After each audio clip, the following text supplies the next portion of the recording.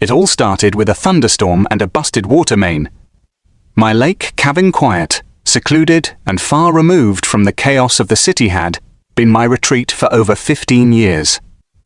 A place where I could unplug, unwind, and just breathe. But after a recent plumbing disaster left the interior floor soaked and half the walls stripped, I decided it was time for a break from drywall dust and repair crews. I packed up a tent, a cooler, some fishing gear, and drove the truck down to the far edge of my property where the trees opened into a wide patch of grass right next to the lake. I had pitched a tent in that spot many times before. It faced the sunset, was shaded by a couple of red oaks, and sat on land I personally cleared years ago. Best part? It was entirely mini-surveyed, deeded, and registered under my name. I even had a laminated copy of the legal description in my glove box. But none of that mattered to Karen. She must have spotted my truck from her porch, which sits halfway up the hill on the opposite side of the lake. I hadn't seen her in months, and frankly, I'd been glad for it.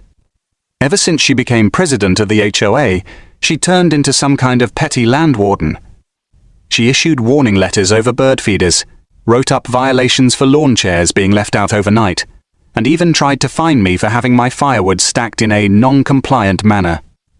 I didn't think much of it at the time. I pitched the tent just me, a folding chair, a Bluetooth speaker humming old country tunes, and the sound of rippling lake water. It was everything I needed. Until I saw the familiar silver SUV crawling slowly down the access path, tires crunching gravel like a slow-moving threat. I sighed, set down my fishing pole, and waited. Karen stepped out like she owned the place, even though her property line stopped 2 lots away. She didn't say hello, didn't ask if I was okay, didn't even glance at the tent. She just pointed toward it like it was a crime scene. "You can't camp here," she snapped. "It violates the HOA's scenic view guidelines." I blinked at her, dumbfounded. "This is my land, Karen. Scenic views don't override private property." She crossed her arms and leaned forward with that smug smile I knew too well. "This part of the lake is under shared jurisdiction. Your little tent is blocking the designated community shoreline." I nearly choked. Community shoreline? This land has been mine since 2008. There's a deed in the county office, a survey map on record, and fencing markers still in the ground. You don't get to rewrite boundaries just because you bar. Hate tents. But she wouldn't let it go. Karen pulled out her phone and dialed 911 right in front of me. "Hello, yes, I'm reporting a trespasser. He's camping illegally near the lake, possibly squatting. No, I don't believe he has permission." She stared at me. This audio was created with Podcastle.ai. "No, I don't believe he has permission." She stared at me as she said it, like daring me to stop her. I walked calmly to my truck, pulled out a folder with my property documents, and waited for the officers to arrive. It didn't take long. 2 deputies showed up, their SUV rolling down the same gravel path, lights off but faces curious. One of them, Deputy Haskins, had been out here before when Karen called about suspicious plants in someone's garden. He recognized me immediately. "Afternoon, Tom. What's going on now?" I handed him the folder before I even spoke. She called in a trespassing complaint. "Says I'm camping illegally on my own land." Karen interjected, trying to step in, but he held up a hand. "Ma'am, please? One at a time." The second deputy, a younger guy fresh out of academy by the looks of him, took Karen aside while Haskins looked over the documents. His eyes scanned the plat map, the coordinates, the zoning notes, and finally, the deed itself. He gave a long, slow whistle. "This is ironclad. Karen, this property is his. Your HOA jurisdiction stops 30 feet from where we're standing." She flushed crimson but kept pressing. "But this land used to be under community maintenance. There was a garden here years ago, and picnic tables." Haskins raised an eyebrow. "Used to be. That was over a decade ago. It's been privately owned for 15 years, and even if it wasn't..." You still can't call 911 on someone pitching a tent on land they legally occupy. That's not trespassing. Ma'am, it's just bad judgment on your part. Karen looked like she wanted to explode, but instead she spun around, climbed back into her SUV, and peeled off. I watched her go, part of me amused, part of me angry.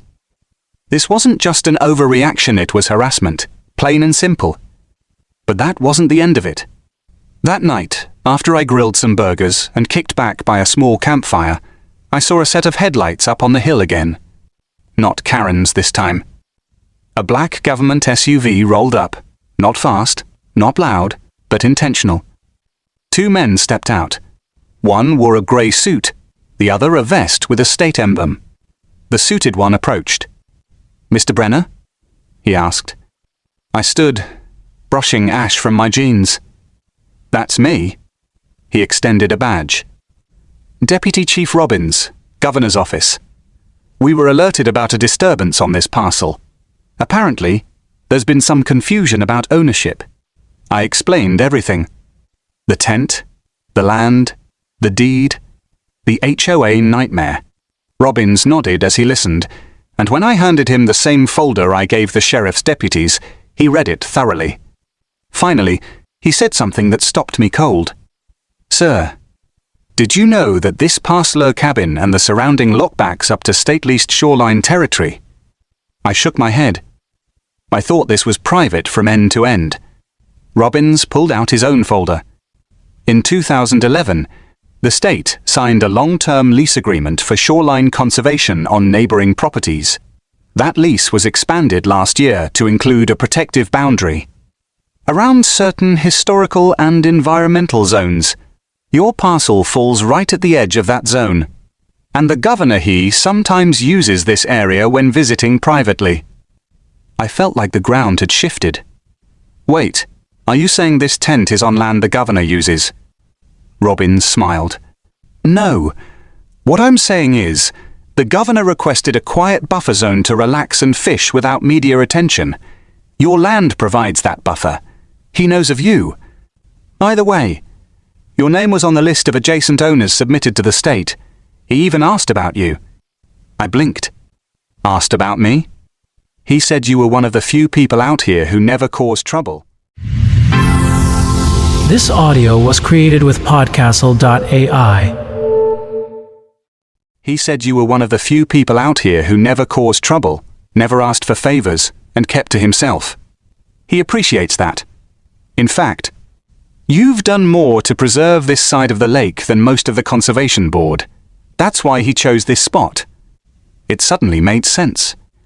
The new no-wake signs, the upgraded patrols, the ranger who'd stopped by a month ago with a drone survey request.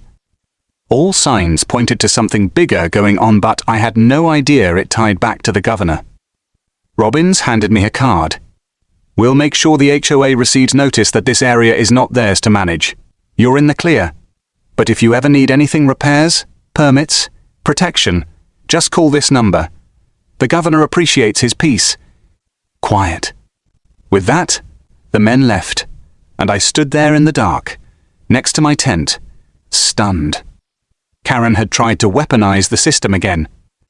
But this time, she triggered the one force she couldn't bully or threaten state authority. And she didn't just lose a petty battle over camping. She stepped into a war she didn't understand. Because the moment the governor's office got involved, this stopped being about lawn chairs and tents. It became about lines you don't cross. And Karen? She had just crossed them all. The days that followed were strange. The HOA sent out an official memo retracting their complaint and urging residents to respect boundary lines and avoid escalation. Karen's name was not on the letter. In fact, she had gone quiet, no SUV patrols, no gossip chains, no new violations. I heard through the grapevine that she had been called in for a private meeting with the state zoning board, and she left it looking like she'd seen a ghost. Neighbors who once avoided me now waved from porches and dropped off baked goods, quietly grateful that someone had stood up to the iron grip she had on the community. But I wasn't finished yet. I called up a local landscaping company and commissioned a hand-carved wooden sign to place on my campsite. It read, "Welcome to Governor's Point." Not only did it poke fun at the situation, but it also let Karen and anyone else watching know that this land wasn't just protected. It was respected. I added a fire ring, a few benches, and a covered canopy. I started holding fishing clinics for kids on the weekends and opened up the area to veterans and first responders to use for free. Before long, Governor's Point became the unofficial heart of the community. All without HOA approval. All without breaking a single rule. And Karen? She became a ghost. Still technically HOA president, but without the power, the voice, or the following. And if that wasn't enough, the governor himself sent me a handwritten note thanking me for protecting the peace. He even hinted at a visit during the summer. So yeah, I pitched a tent. And in doing so, I built a legacy. So yeah, I pitched a tent. And in doing so, I built a legacy. The following month, something unprecedented happened. I received an official invitation embossed seal, and all from the governor's office. It was an invite to a private roundtable at the Capitol. The subject line? Lake conservation, property rights, and rural autonomy. I nearly laughed reading it. But the moment I stepped foot in that historic state building, the laughter turned into awe. Sitting across from senators, agency heads, and the governor himself, I realized how far this tent story had traveled. He shook my hand, looked me in the eye, and said, "You've reminded this state what community ownership and backbone really mean." Meanwhile, back at the lake, Karen wasn't done scheming. Stripped of her HOA authority and bruised from state scrutiny, she found one last desperate move. She tried to petition the county assessor to reclassify Governor's Point as protected wetland, hoping that would trigger a building moratorium and eliminate the fire pit, benches, and canopy I'd installed. But the rangers who had now visited the site, they loved it. One of them had even brought his son to the last fishing clinic. Her request was denied before it even reached a hearing. Word spread quickly that Karen had become a liability. Residents held a special Election A quiet but decisive vote. By the end of that week, her HOA presidency was history. Her property, once the tallest and proudest home overlooking the lake, sat dim and lifeless. Some said she was considering moving. Others whispered she was suing the HOA for not supporting her. No one cared anymore. Governor's Point, however, flourished.